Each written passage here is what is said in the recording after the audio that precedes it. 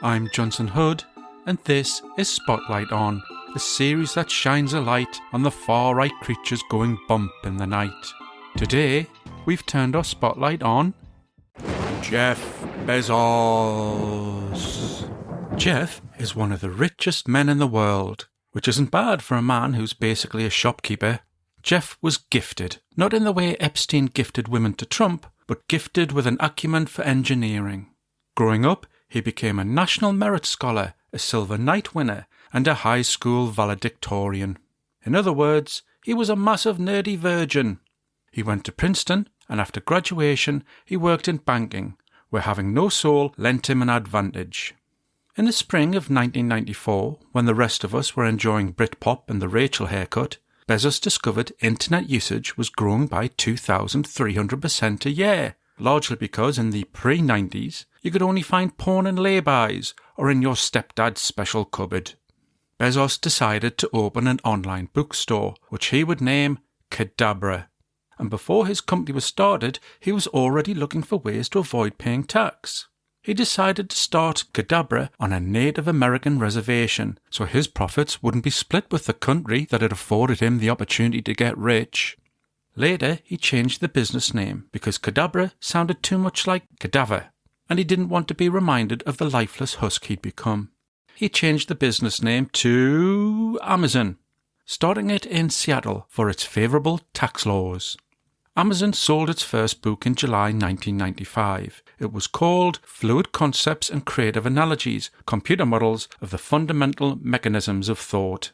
The second book was bought by the same buyer, called Why Can I Never Get a Second Date? It wasn't much, but it was a start. The beginnings of Amazon were as shaky as Los Angeles in earthquake season, and it existed on borrowed money, including a $300,000 investment from Jeff's parents, because the story of an oligarch is never rags to riches. It's always riches to riches. Bezos is known as an expansionist, and in the early days he would buy up smaller competitors. Using his expensive education, in 1999 he bought a number of dot-com businesses just before the dot-com bubble burst, leaving him with a bankrupt Pets.com all over his face. It wasn't until 2002 when Jeff got into his real money-making business. He launched Amazon Web Services, AWS, which collected data from internet users. It began with information from weather channels and website traffic, and after it secured a $600 million contract with the CIA, that information was on what you had for breakfast and your favourite porn site. In my case, the answer to both those questions is crunchy nuts. Jeff was off to the races. The money kept pouring in, and he kept buying more businesses. He bought a newspaper, Whole Foods Market, MGM Studios, and Twitch. He founded a space exploration company, has stakes in Google, Airbnb, and Uber. And as you know, the richer you get, the more you look after your employees. In 2011, Amazon workers in a Pennsylvanian warehouse were forced to work in 38 degrees Celsius heat, and bosses wouldn't allow the loading doors to be open to circulate air because they feared theft. To protect their workers, management paid for an ambulance to wait outside for when they collapsed inside. Presumably, they also provided a really big broom so the bodies could be more easily swept towards medical attention. Many Amazon workers would be better off working in the actual Amazon, surrounded by piranhas and dysentery. Some picking workers walk up to 15 miles a day, so they start their day with a thankless job and 15 miles later end up in the same place. Due to their crushing schedule, some Amazon delivery drivers have claimed they need to pee and poo in their vans. So when you order that exercise bike you're never going to use, remember, it's being delivered to you in a mobile toilet. And now a quick word from our sponsors.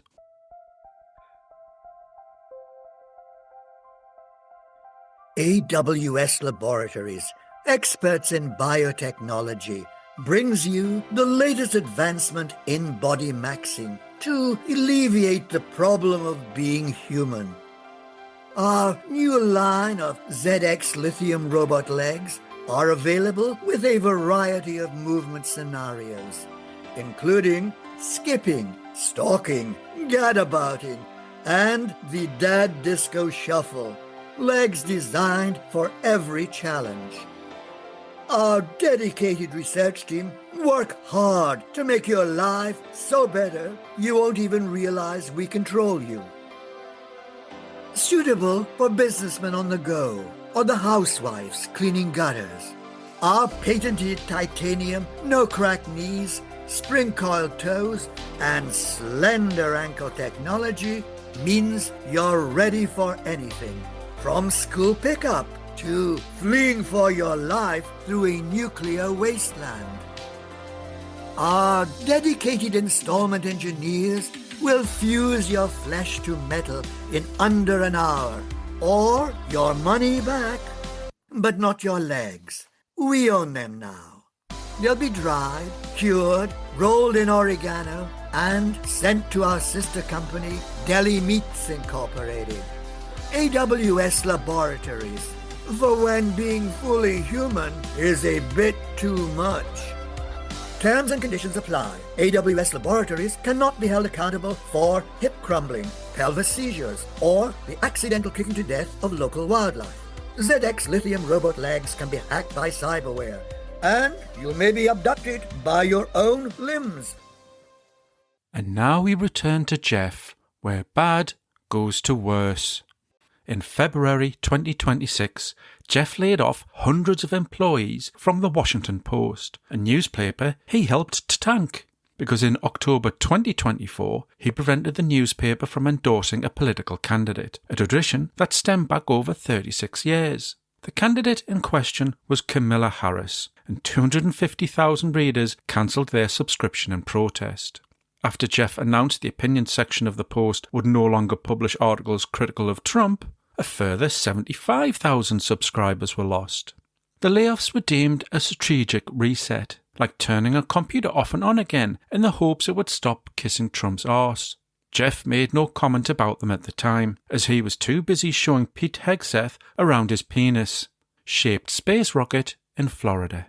That's not to say Jeff isn't generous. He is.